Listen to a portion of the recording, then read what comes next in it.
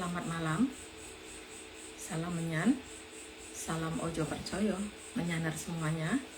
Jumpa kembali dengan saya Umi di Kisah Luar Biasa Nuswantara melalui Dongeng ARC seri Kayangan Ngejowanta episode 268 dengan judul Subo Tanpa Drubikso. Sambil kita menunggu Mas Agung dan Mbak Vivi bergabung,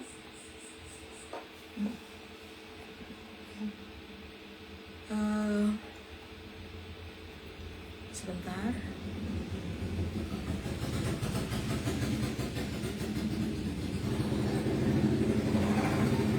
Ada cerita udah ya. Oke. Sebentar, ada cerita yang pengen saya bagikan.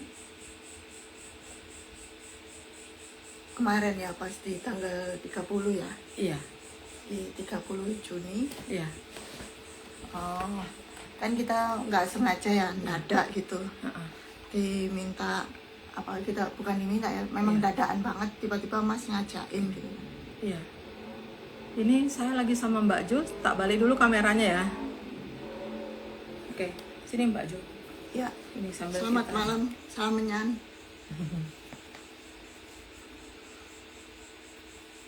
Nah, cerita sambil nunggu Mas Agung kan kemarin agak cepet-cepetan aja. Iya, nggak apa-apa. Kan tanggal 30 itu kan kita jalan ya, memang dadak sekali diminta Mas Agung untuk ayo ke Keraton Keseman gitu. Terus pas pas di sana ya kan, Iya. di sana kan kita diajak masuk ke taman mata airnya gitu. Kemudian ya memang sih ada daerah yang ada kemiripan gitu loh dengan daerah yang kita kenali itu kan karena di Bali itu kan ada nggak cuma satu ya daerah yang namanya Selat itu. Cuman ya ini memang beda sama sekali. Jadi kalau ada yang bilang sama atau apa, itu beda sama sekali gitu loh.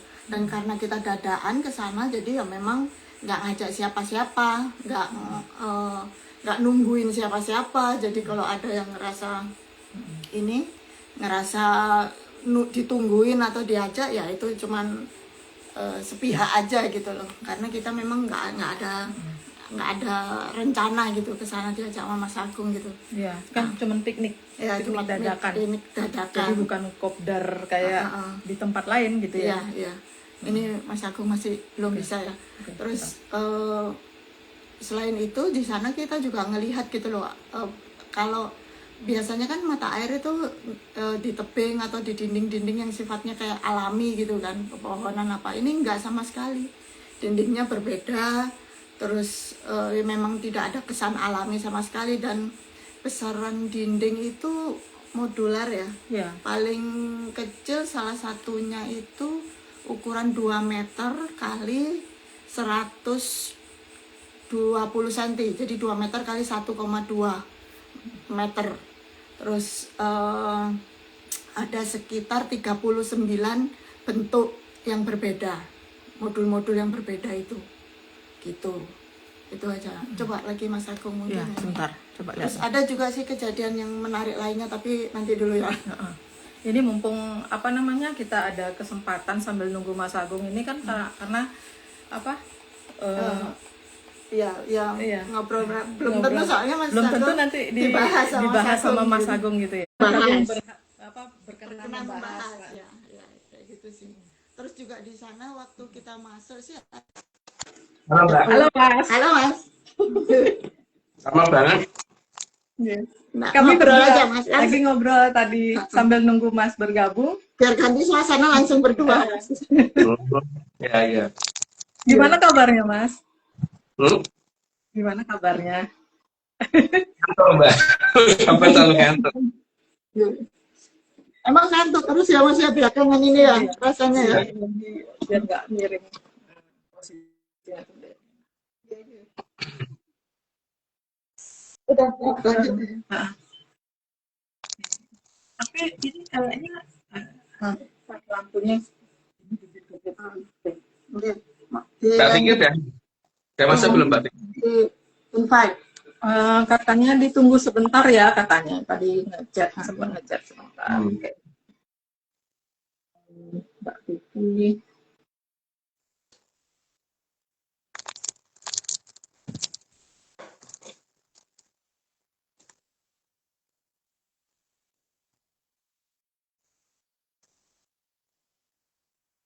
Seperti minggu lalu ya, mungkin kalau misalkan nanti keputus, ya disambung lagi gitu aja. Oke. Akun baru ya Mas? Iya, mungkin akan baru ini belum bisa langsung 3 jam gitu. Terus ya nanti sambung lagi. Ini kami sudah nge-invite Mbak Vicky, tapi belum ada. Ada apa malah? Iya, iya. Ini sudah tak invite tapi belum masuk.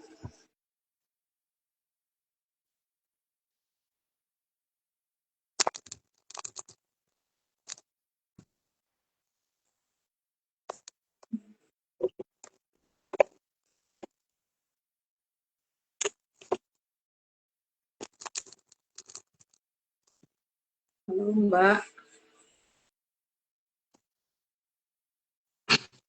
Vicky. Statusnya unable to join Mas, Mbak Vicky-nya. Loh, kok bisa? Oke. Ini Omeng invite ulang.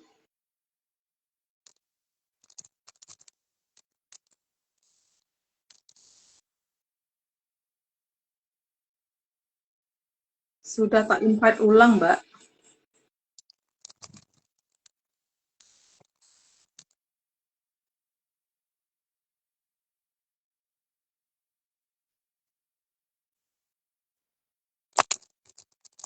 Halo, Mbak.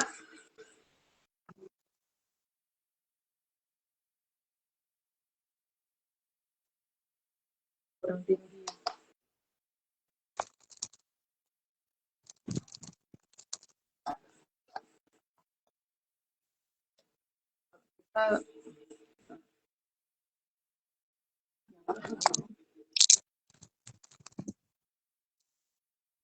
Ini Mbak Vicky bilang aku minta nggak dikirim sama IG. Langgih. Omi juga sama menginvite, tapi belum bisa Mbak. Tadi statusnya unable to join gitu.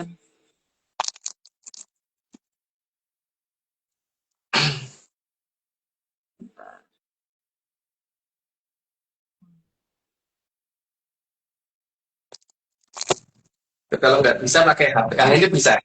Nah, halo Mbak. Halo Mbak. Nah, oke. Aku karo bahan aku Mas. Enak banget. Nggak kedengeran suaranya Mbak. Gak kedengeran? Kedengaran ya? Aku jelas di tempatku, Mbak. Nggih. Monggo kalau gitu kita lanjut aja ya. Monggo Mbak. Bentar, Mbak. Monggo. Ya, kita langsung ke slide. Oke, Atlantis series ke-268. Subo Tanto Drubikso. Slide 1. Setiap tempat ada aturannya sendiri-sendiri. Tidak terlalu aneh, jadi lanjut aja, Mbak. Emang yang aneh aja ya Mas Nanti jelasin. Ya iyalah. Kalau nggak wajar ngapain? Dua. Dan ada aturan yang tertulis juga, ada aturan yang tidak tertulis. Itu juga semua orang pasti tahu. Tapi lanjut aja, Mbak. Aturan yang tidak tertulis berdasarkan atas nurani. Tapi tergantung nuraninya siapa gitu. Kalau nuraninya orang sama nuraninya Buto ya pasti beda, gitu kan. Lanjut, Mbak. Dan nurani dari Jayangkaton pasti beda dengan Soekerto dan Drubikso. Ya, karena kalau Jayangkaton kan yang ada bagaimana alam jadi lebih indah, tanpa ada yang mengerikan. Tapi kalau Drubikso kan memang indahnya mereka ada sesuatu hal yang mengerikan. Lanjut, Mbak. Soal kelima, karena kalau Soekerto inginnya jadi mangsa. Karena ada yang memang dia diciptakan begitu kan dulu oleh Doro Teacher diadakan untuk itu. Jadi ya mereka bangga dengan itu. Lanjut, Mbak. Dan Soekerto akan sangat bangga dengan hal itu. Karena itu mereka jadikan tujuan utama ya. Tapi kan sebaiknya tidak. Tapi kalau Soekerto ya enggak, kita kan mau bisa apa? Lanjut, Mbak. Maka perlu Maka perlu merasa menarik sebanyak mungkin bebek untuk memperbanyak mangsa bagi Drubikso. Kalau perlu dengan paksaan gitu kan. Lanjut, Mbak. Karena bagi Soekerto menjadi bebek yang siap dikonsumsi Drubikso itu adalah hal yang mulia. Tergantung bagaimana kita memposisikan diri sebagai apa gitu. Jadi ya juga tidak bisa maksa orang. Lanjut, Mbak. 9. Maka ada cerita bahwa Soekerto malah ingin membela Drubikso. Padahal seharusnya dia hindari ya karena itu predatornya, tapi malah dibela. Lanjut, Mbak. Maka ada cerita bahwa Soekerto malah Udah, ingin membela. Udah ya, sorry. 10, Mbak. 10. Selain itu, Soekerto akan membela Drubikso dengan segala pembelaan, bahkan sampai tetes darah terakhir.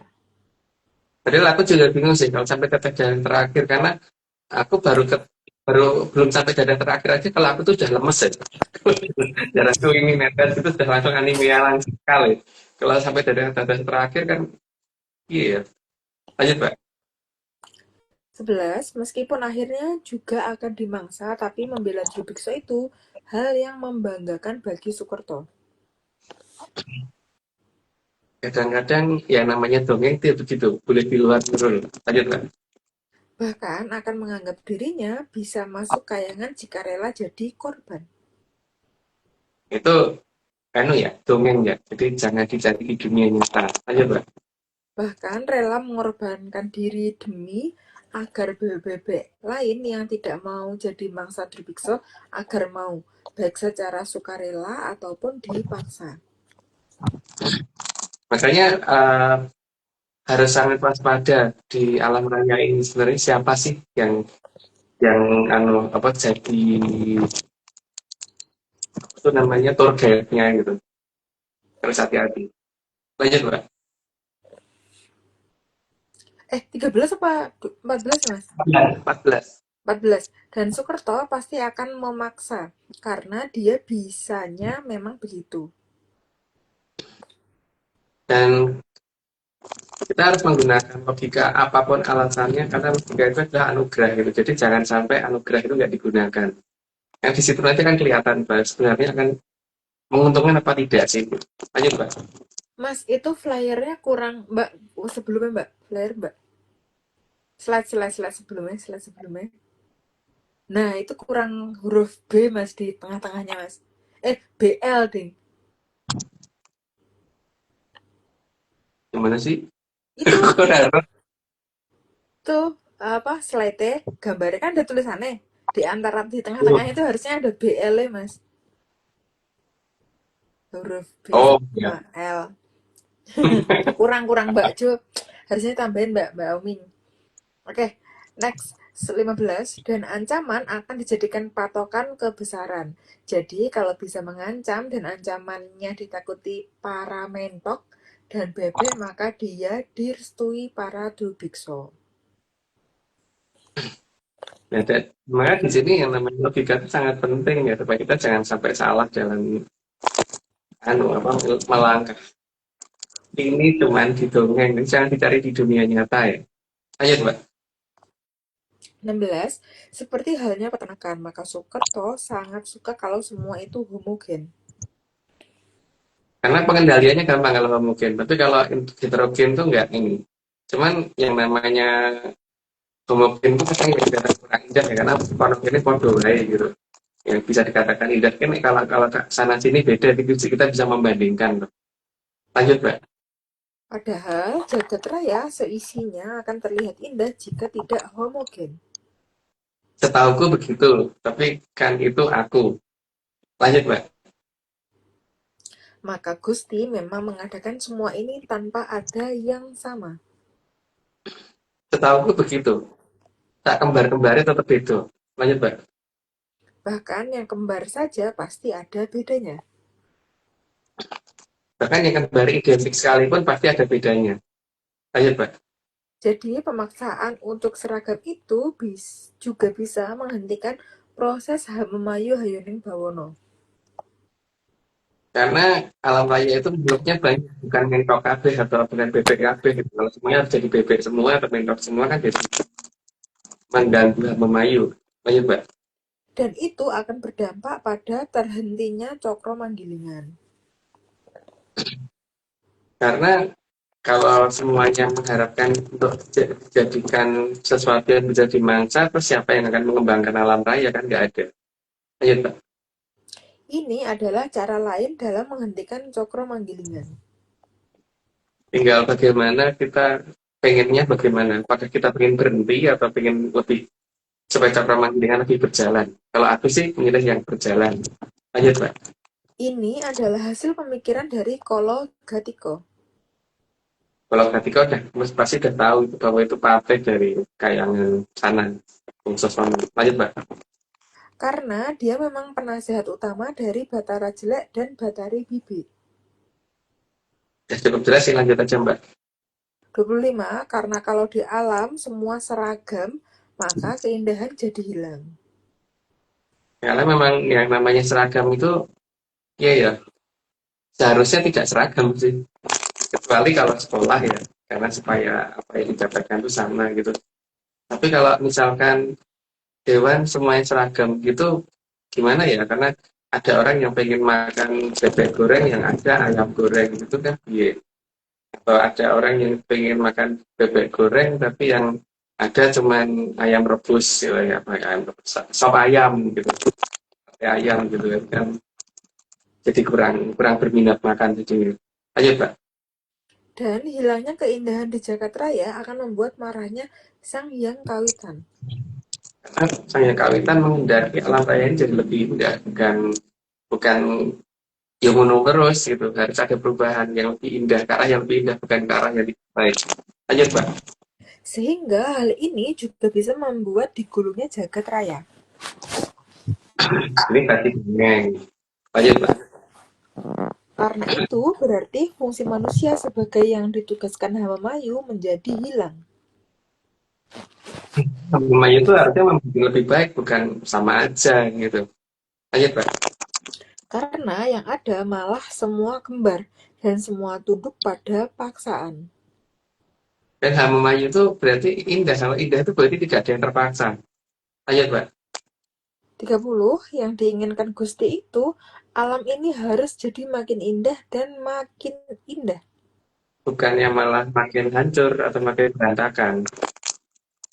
Dan makin nyaman, bukan makin mengerikan gitu. Karena udah 30, aku disclaimer dulu. Semua ini cuma dongeng, jadi kalau nggak percaya tidak apa-apa. Tapi kalau percaya ya jangan pernah percaya, karena ini cuma dongeng. Sangat salah kalau dongeng itu dipercaya. Dan mohon menyanus memahami arti kata ojo percaya. Jangan dibalik. Gitu. Oke, lanjut, Pak. Perang gede. Oke, disclaimer rapati kita, Mbak. Tolong, Mbak Amin ngeblur. Enggak pati ketok Ya. kurang gede Mas, tapi ngeblur ya. Ya dibacain Mbak Omeng aja begitu. Ini sekarang udah lumayan. Oke, disclaimer tambahan ARC. Yang pertama, Atlantis Research Center bukan filsafat, bukan simbol atau perguruan. HRC tidak pernah grup atau komunitas apa, WhatsApp, Telegram atau media sosial lainnya. Yang kedua, kegiatan ritual, riset, penelitian, atau ekspedisi tanpa kehadiran Mas Agung Bimo Sudjojo dan saya tidak bisa mengatasnamakan Atlantis Research Center. Tuh, bawahnya udah mulai ngeblur lagi. Mbak, nomor 3, Mbak. Terus Kopdar tanpa dihadiri Mas Agung Bimo Sudjojo saja atau Mbak Vicky Ananda saja atau Mas Agung Bimo Sudjojo dan Mbak Vicky Ananda bukan Kopdar resmi Atlantis Research Center. Oke. Monggo Mbak Omeng. Diteruskan. Mas, nomor Mbak? Ada 12, Mas. Ada 12. Serius? Oke, ada 12. Tapi sebelum lanjut ke video disclaimer, kita Omid mau tayangkan lagi tanda-tanda zaman ke-15 nih, Mas. Atau Mas mau cerita Dumon atau bagaimana, Mas? Enggak, nanti aja Mbak, bosan kalau saya.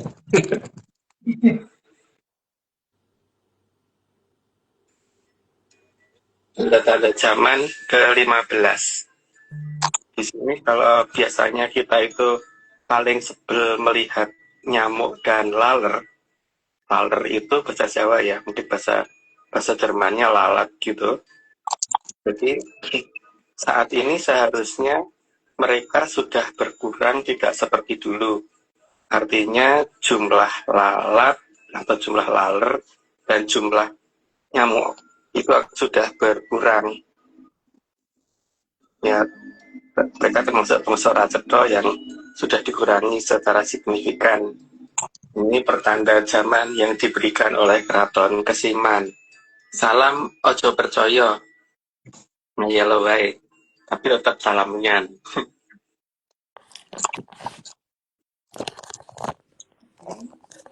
Ini yang berikutnya,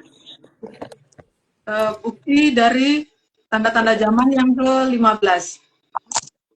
Ojo percaya.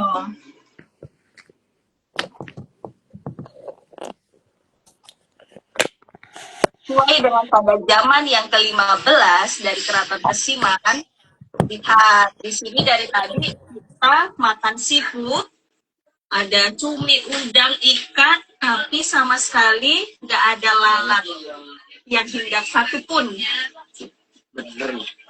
Gimana ya kira-kira lalat dan kawan-kawannya dan nyamuk? Tempat makan ini berada di area pinggir laut, kawasan nelayan, ini di Pulau Serangan, dekat sekali dengan tempat pembuangan akhir sampah Kota Denpasar. Tapi nggak ada lalat. Tetap nggak ada lalat, tetap nggak ada lalat sama sekali yang dari tadi. Lalatnya udah ngungsi. Mana kan dia? Mana? Pulang kampung. Kipas angin juga mati. Iya. Jangan ditanya. Tanya dulu. Mana ya lalatnya pergi? Jangan ditanya kemana mereka pergi. Ya, udah Mbak, udah. Ojo percaya. Salamnya. Percaya ojo. Oke, itu. Terus ini satu lagi. Bukti laler. Kemana ya perginya?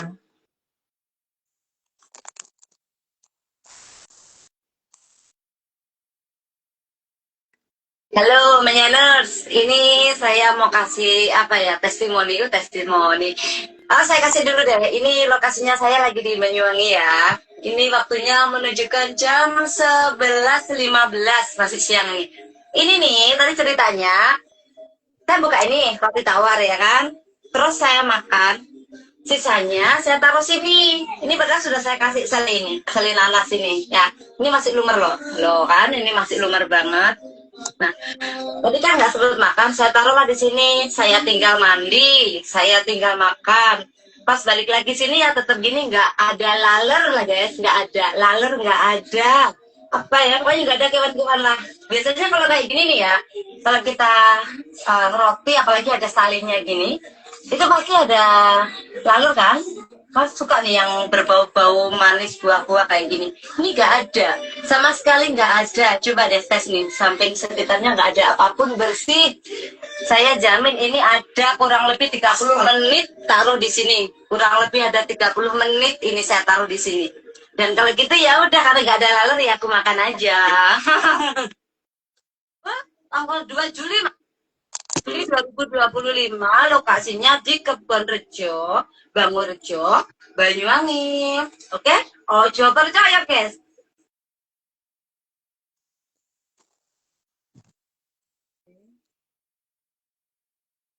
Di ojo percaya lagi.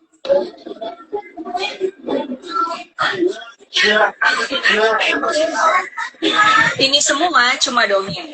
Kalau nggak percaya nggak apa. Tapi kalau mau percaya, Ojo. mangano wae. Mangano apa? entek. Mangano wae.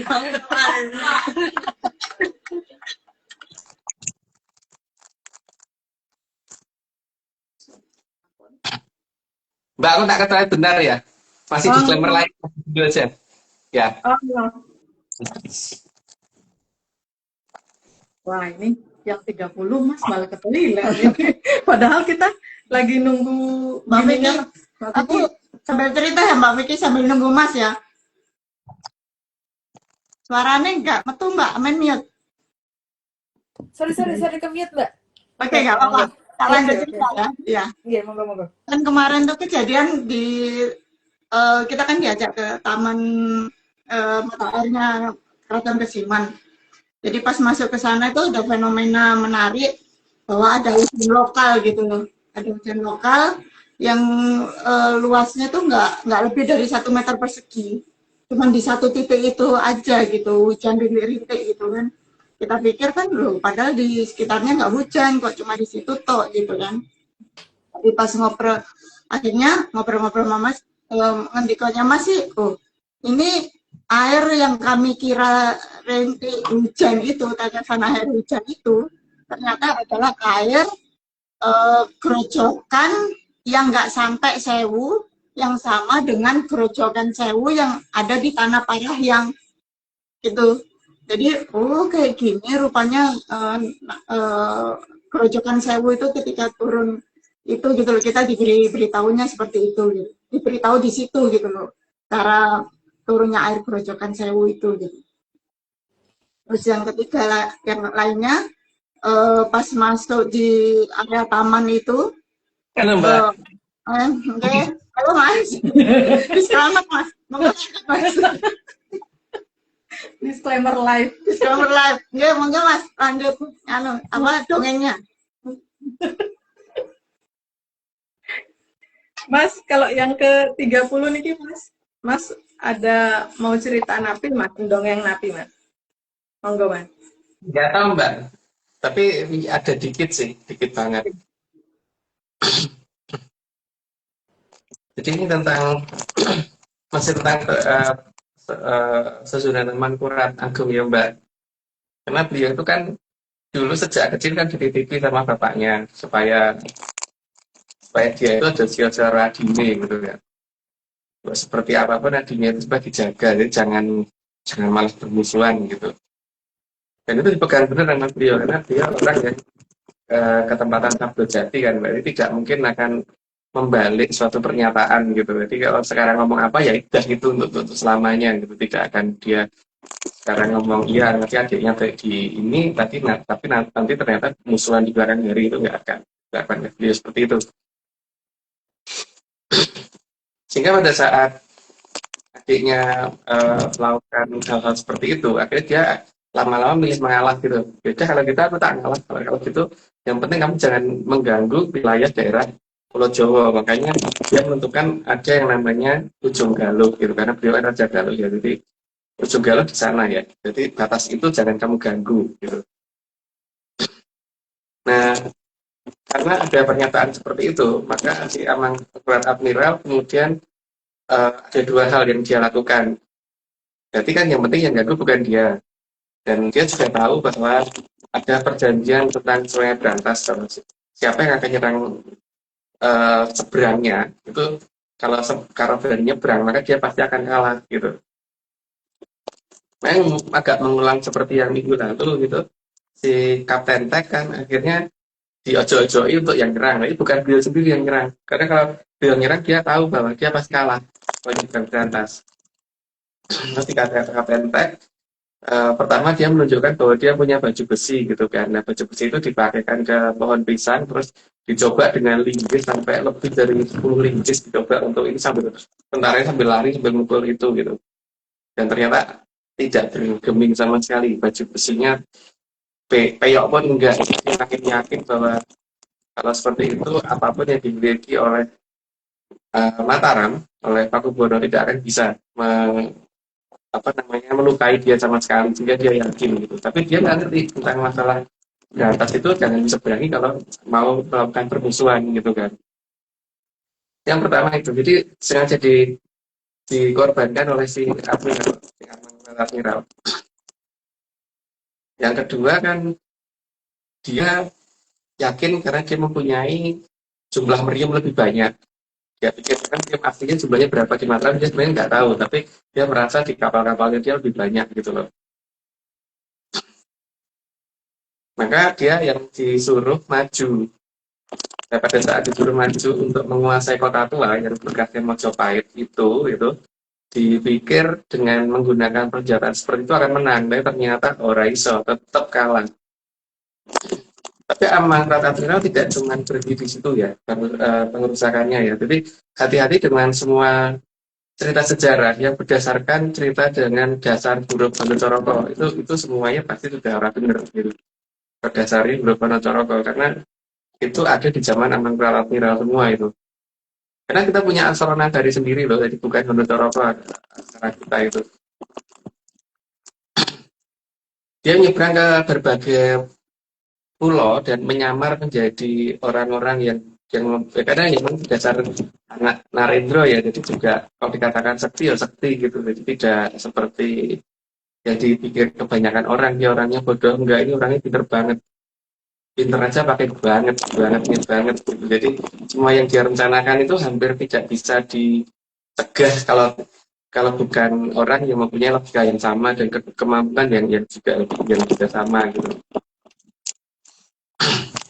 Dia merubah beberapa pulau yang bersebelahan terutama itu menjadi saling bermusuhan gitu, yang jelas. Saling bermusuhan itu dimulai bisa dari sisi apa yang menjadi panutannya dia dan sebagainya gitu. Ya salah satunya itu ada pulau yang orang kalau cukur rambut itu selalu ponian gitu. Ponian ya apa ya? Kayak ponian jenenge gitu. Dan itu dengan pulau sebelahnya itu yang ini temennya Brambang itu dibikin berbeda total gitu, berbeda total. Jadi supaya kedua pulau ini teman-teman gitu kan. Jadi yang penting teman-teman, bukan teman-temanan gitu, pukul-pukulan supaya terjadi seperti itu. Dan di beberapa tempat juga dibikin terlalu ekstrim ininya tingkat pokoknya kudu ngonone gitu. Jadi akhirnya banyak tempat yang akhirnya yang isinya cuma padu aja gitu, padu sini padu sana gitu, dan itu dibikin keseluruhan wilayah. Jadi menjadi cerita divided at Impera itu bukan dilakukan oleh Belanda, dilakukan oleh Amangkurat Admiral sendiri. Dan Belanda baru mengenal istilah divided at Impera itu 1940-an loh, bukan sebelum itu. Padahal itu sudah dilakukan jauh-jauh hari oleh Amangkurat Admiral. Itu, jadi mungkin ceritanya nggak begitu menarik, tapi semoga tidak dipercaya ini cerita gitu. Gitu Mbak. Mana pulau pakai poni itu lucu gak sih Mbak? Tapi nggak ada bingung, Kak pulau ponian ini apa gitu.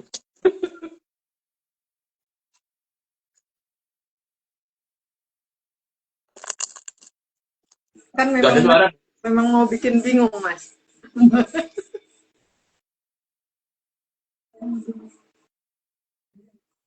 Udah, itu aja Mbak. Oke. Kalau Centen, kita langsung lanjut ke slide nih. Ini Lanjut, Mbak. slide 31. Monggo, Mbak. Oke, bentar. 31. Jadi bukan kehancuran yang diinginkan. Jadi jika Cokro Manggilingan saat ini gagal, maka Sang Hyang Kawitan yang akan menggulung dan membuat Cokro Manggilingan baru. Dan yang diinginkan oleh Pedani Bupik dan Betara Jelek itu karena apa, wujud dia jelek, jadi dia nggak mau kelihatan jelek. Banyak Mbak. Dan Cokro Manggilingan tersebut pasti berbeda dengan yang Cokro Manggilingan yang sudah digulung? Ya pasti berbeda karena tim semuanya dimulai dari awal lagi kan. Ayo Mbak. Sementara jenis kedua adalah Drubiksa yang juga tidak akan suka keberhasilan Hamemayu Hayuning Bawono. Karena kalau Hamamayu itu berhasil, wujud mereka tetap seperti itu gitu. Jangan mereka kalau maju Hamamayu ya gengsi, wong. Mereka merasa tatarannya lebih tinggi kok gitu. Ayo Mbak. Karena mereka pihak yang sudah tidak bisa di Hamemayu. Karena kesalahan mereka melakukan itu melakukan serangan menuju ke Jagat Langgeng. Ya, artinya ya sudah masuk Jagat Langgeng ya akan langgeng seperti itu. Jadi salah itu. Ayo Mbak. Maka di zaman pujian atau subuh mereka tidak boleh ada. Seenggak-enggaknya di tempat di mana aktivitas Hamamayu itu dilakukan. Jadi mereka harus dicarikan tempat yang sono ado gitu. Lanjut Mbak. Yang dimaksud adalah Sukerto dan Drubiksa. Ya mereka Sukerto dan Durbeksa. Lanjut Mbak. Karena mereka bisa mengganggu Cokro Manggilingan. Jadi kalau mereka ada di tempat yang jauh, kalau mereka mau mengganggu Cokro Manggilingan yang mereka sendiri gitu, bukan yang berhubungan dengan sini. Lanjut Mbak. Karena Hemayu versi keduanya memang tidak sama dengan Trajayeng Katon. Karena yang dikatakan indah bagi mereka itu enggak banget bagi kita. Lanjut Mbak. Bahkan mereka justru takut jika Sang Yang Batarisri datang dan mengembalikan keindahan atas Arcapada. Karena Betari Sri itu adalah petani yang tugasnya itu membuat kesuburan di mana-mana gitu. Jadi ketika beliau sudah diminta turun oleh Sang Yang Kawitan untuk mengembalikan kesuburan, justru yaitu ada yang khawatir. Lanjut Mbak. Dan indah bagi Sang Hyang Batarisri adalah hidupnya semua makhluk yang bukan hama. Jadi semua hal yang bisa mengganggu kehidupan makhluk hidup yang ini bisa menunjang kehidupan dan menunjang keindahan itu bagi Betari Sri itu harus dipertahankan. Tapi kehidupan yang hanya akan mengganggu kehidupan yang lain sebaiknya tidak ada. Lanjut Mbak. 40 dan karena si hama pasti akan mohosio. Makanya seharusnya jangan sampai ada pernyataan si homo mohosio karena kita menginginnya si homo itu orang ono wae gitu. Jangan sampai diizinkan sampai mohosio. Lanjut Mbak. Karena hama itu turunan dari Drubiksa. Termasuk dalam golongan Ratro. Lanjut Mbak. Sehingga Sang Mahaprabu Watugunung memang membuat agar Trasukerto ini bisa jadi wadah dari para Drubiksa. Tujuannya adalah dengan merubah Sukerto menjadi seolah-olah bukan seolah memang kelihatan menarik dulu dan dijadikan panutan dan tren model dan sebagainya sehingga mereka melihat bahwa Jayeng Katon itu yang jelek. Dan waktu itulah yang diharapkan supaya bisa menempati wadah mereka sehingga tidak menuntut untuk berhentinya Cokro Manggilingan. Lanjut Mbak. Dan agar para Drubiksa bisa senang menempati wadahnya Sukerto. Karena terus kelihatan menarik lagi, kelihatan tidak jelek lagi. Lanjut Mbak. Sehingga butuh waktu yang sangat lama untuk membuat semua itu jadi mungkin. Maka kemudian di kalangan Sukerto itu jadi mengenal adanya evolusi Darwin. Nah, itu untuk mereka ya, bukan untuk Jayeng Katon. Lanjut Mbak. Supaya para Drubiksa tidak mengincar manusia lagi. Karena mereka merasa bahwa diri mereka tidak jelek. Dan malah mereka akan diikuti pola berpakaiannya, pola dandannya, pola bicaranya, dan bahkan bahasanya gitu. Ada mereka sama yang diharapkan Jayeng Katon bangga meniru bahasa mereka gitu. Walaupun punya bahasa sendiri. Lanjut Mbak. Sehingga mereka nantinya memang harus pergi jauh. Dan Mahaprabu Watugunung tidak hanya itu ya, menyiapkan tempatnya juga supaya paling tidak itu mereka ada tempat yang layak dan supaya tidak ingin kembali lagi ke tempat yang awal. Lanjut Mbak. Namun kebijaksanaan Sang Mahaprabu Watugunung bahwa mereka juga harus punya tempat yang nyaman. Ya tujuannya supaya tidak pengen mencari tempat yang lain yang nanti malah justru akan menemukan kembali tempatnya Jayang Katon berada. Ayo Mbak. Dan skala nyaman itu berdasarkan Soekerto dan Drubikso, bukan atas dasar Trah Jayeng Katon. Ya, makanya disadari atau tidak, mereka pasti akan mencoba mengadakan eksplorasi saat jauh-jauhnya di jagat gede.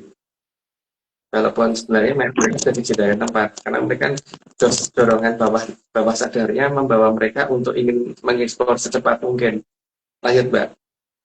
Setelah mereka semua pergi, maka Tanah Mahajaya akan dibuka lagi. Karena sudah tidak akan ada yang mengganggu lagi. Jadi kalau dibuka juga sudah pantas. Lanjut, Mbak. Dan ada aturan yang Dan ada aturan untuk diperbolehkan melihat Tanah Mahajaya. Dan aturan itu karena ini ya, bagaimanapun juga kalau seperti kita punya rumah, kan kita juga punya aturan supaya orang kalau mau masuk rumah kita harus bagaimana gitu. Mereka juga punya aturan seperti itu. Dan mereka tuh dari melihat aja sudah ada aturannya, jadi tidak langsung diizinkan masuk begitu aja. Lanjut, Pak. 52, jadi semua itu tetap berproses agar nantinya Tanah Mahajaya tidak terkotori dengan tindakan yang tidak baik. Karena Tanah Mahajaya itu kayak kayangannya Jawa, jadi tidak boleh ada yang buruk di sana. Ayo, Pak. Mas Agung pilih baik apa pilih benar, Mas? Milih dua-duanya, Mbak. Kalau aku, Mbak. Aku tapi Enggak. milih yang baik sih, Mbak. Milih yang baik kalau aku ya, karena yang apa-apa yang kelihatan baik itu belum tentu bener nih, nontonnya gitu. Kadang-kadang Jadi, loh, jadi milih yang benar apa milih yang baik? itu baik, Mbak. Baik tapi enggak benar. Enggak, ini masalahnya tatanan yang bener itu kadang-kadang kurang baik untuk dilihat juga gitu. Jadi gimana ya? Berarti pilih yang benar. Bener versiku sih. Nah ya, karena kalau yang terlihat baik kan belum tentu benar, tapi yang Ya, terlihat yang benar memang kadang-kadang nggak terlihat baik. iya, makanya kalau kita milih gitu kan bingung ya, Mbak. Tapi pada dasarnya kalau aku sih masih tetap lebih memilih yang baik dulu. Kalau yang bener dulu itu belum tentu cocok di ini ya. Misalkan apa ya? Bingung sih, Mbak. Bingung karena pertanyaan itu tidak terduga. Selain itu. Apa, Mbak? Hah? Dia milih apa? Milih benar, Mas. Aku Hmm. milih benar sih. Meskipun hal misalnya meskipun itu hal yang gimana gitu lah, itu emang kebenaran gitu mending benar daripada seolah-olah baik tapi buruk tapi nggak benar gitu, Mas. Kan biasanya baik dekat dengan konotasi kata-kata indah. Nah, benar mungkin hal kata-katanya nggak terlalu indah, tapi ya realitanya gitu gitu. Oke, Hmm. kita lanjut, Mas. 53, maka proses akan dilakukan dalam 3 tahapan. Dari boleh melihat, lalu diperkenalkan untuk sementara masuk ke emperan, dan yang terakhir diperbolehkan menjadi warga di Tanah Mahajaya.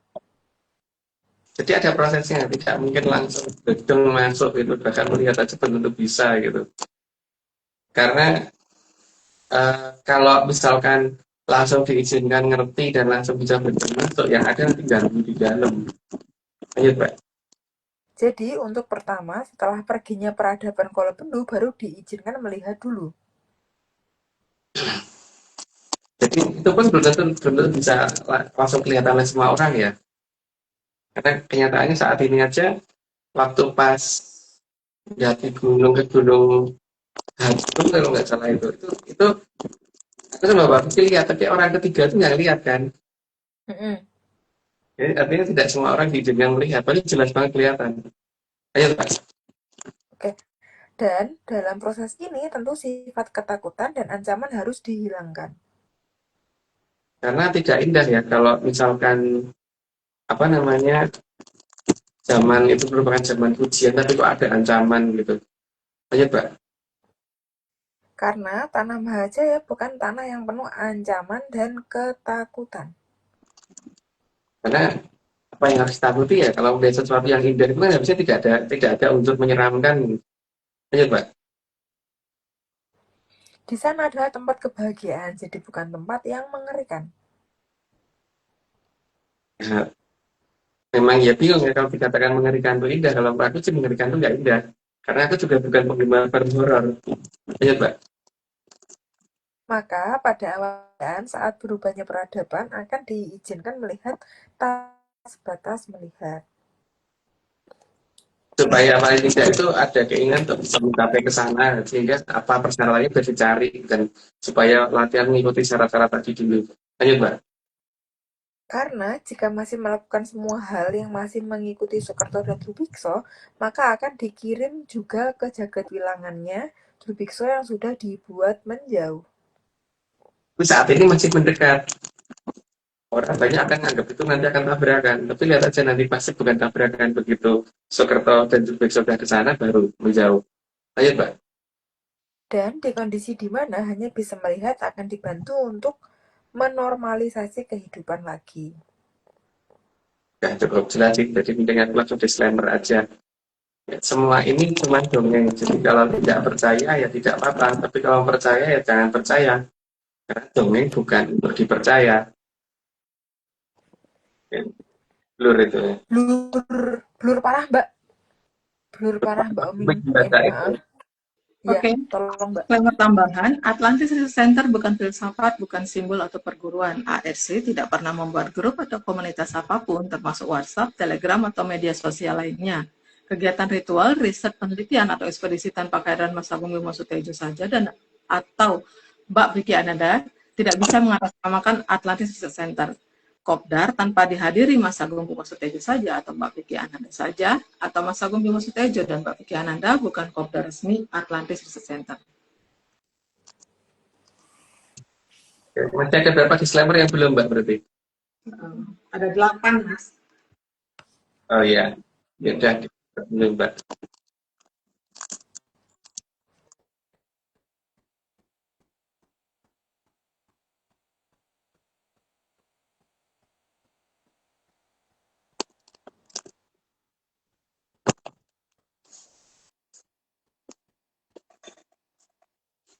Yo, ini semua cuma dongeng. Kalau nggak percaya, Gak apa-apa. tapi kalau percaya, ya jangan percaya nanti, jangan percaya nanti, jangan.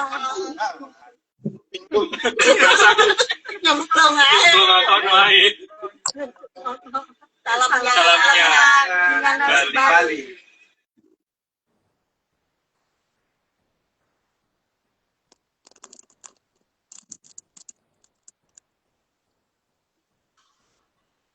Ini semua cuma dongeng. Kalau tidak percaya, tidak apa-apa. Tapi kalau mau percaya, percaya aja. Tapi tidak percaya. Kalau menang, Bali.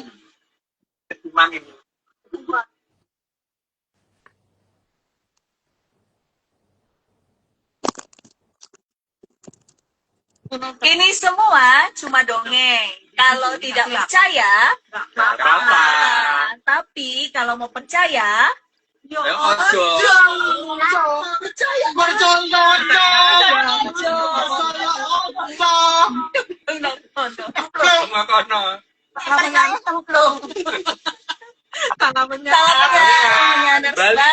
Bali. katakan nggak apa-apa ya. Ya. Mas Agung, kejar setoran disclaimer ini mesti. Moga-moga Mbak. Cuma dongeng. Kalau tidak percaya, ya tidak apa-apa. Tapi kalau mau percaya, jujur. Percaya aja. Bali. Ampun, Mas. Monggo, Mas. Yang Itu 60 ini mau satu tempat take berapa kali Mas? Kenapa? Satu tempat take berapa Mbak, kali? lupa aku Mbak. Lucu. Ingatnya itu yang menarik tempatnya bikin video ya, itu terus sih. Oke, oke. Siap, Mbak Ming kok tumben cerah sekali. Lampunya Apanya serem, Mbak? lampunya 60 watt. Ada yang ganti ini kayaknya lampunya. Oh, biasanya kan redup. Iya, nggak tahu ini. Terang banget emang, Mbak. Oke. Ini aman tuh Mbak suara Mbak? Aman. Gimana? Aman ya Aman. suara? Aman. Oke. Oke, oke. Monggo Mbak. Ayo Mas. Belum aku tanya. Ya, lanjutannya dikit banget sih paling. Jadi Monggo. eh, jangan berpatokan pada ini ya apa namanya data sejarah yang dituliskan berdasarkan membaca rokok yang paling utama ya. Itu artinya semua cerita juga layak diteliti ulang gitu. Karena tujuan diadakannya membaca rokok jelas dong supaya kita lupa aksara dari yang asli dong. Ini udah dari zaman siapa ketahuan kan. Mas, sorry, ini. Mas, aku nuturi aku kan, bukan nuturi menyanar. Yang jangan percaya itu kan ke aku, tak? Mm-mm. Ayo ke aku. Nah, tidak menyanar baper. Nah, aku merasa diadani, Mas. Jadi kan buat aku. Mana? Iya, ternyata Oke, tidak jadi kayak Mas.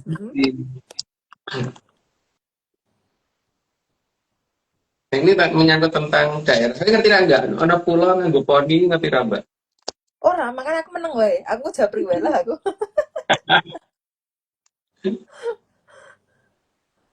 Aku soalnya mikir ngene iki, opo ponimen, opo ponino, opo poniran. Aku ngono Mas tak pikir kayak. Hmm. Jadi gini, Oke. Mbak. Di Piye, pulau Mas? tersebut itu si Amang Admiral masuk menjadi seseorang yang mungkin dihormatin orang ya karena dia ke sana menunjukkan Joyo Kawijayane kan, Kadek Dayane gitu. Hmm. Sehingga dianggap sebagai orang yang mungkin terberkati atau gimana gitu loh. Sehingga akhirnya semua langkahnya dia digugu gitu loh, Mbak. Hmm. Sehingga di situ kemudian dia uh, meminta supaya orang Ih, itu sapa lagi kresek-kresek ya? nggak tahu Anak kresek-kresek. Oke, oke. Terus Mas. dia berusaha untuk merubah semua tatanan yang ada di situ gitu. Dan tatanan yang dirubah itu termasuk yang tadinya Bekso itu adalah sesuatu hal yang uh, tidak diperhatikan. Tidak diperhatikan maksudnya bukan sesuatu yang diutamakan, menjadi sesuatu hal yang kemudian dijadikan kunjungan gitu di wilayah.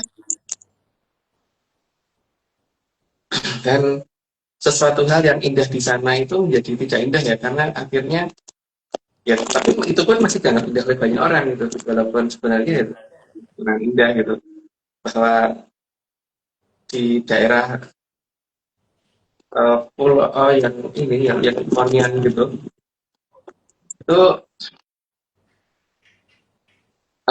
masyarakat akhirnya nggak seperti kita Mbak kalau kita kan pusoko di bawah ya bawah karena itu untuk menjaga-jaga kita dari apapun gitu kan itu harus dikumpulkan di suatu tempat gitu dan setelah itu hilang tata-tata mulai dari bagaimana membaca tulisan kuno sampai bagaimana menggunakan pusaka di tempat itu gitu. Terus yang tadinya itu sesuatu mengarah kepada sang yang Bedoro Ismoyo dari kanan tren sampai ke arah para sang yang ke atas itu dirubah Mbak, dirubah juga diarahkannya ya kepada si itu gitu apa di Bedoro jelek itu gitu semuanya dirubah seperti itu di wilayah itu ya. Terus di wilayah sebelahnya dibikin yang lebih ekstrim lagi gitu. Tujuannya apa supaya dua daerah ini nanti biar berantem walaupun jaraknya cedak gitu.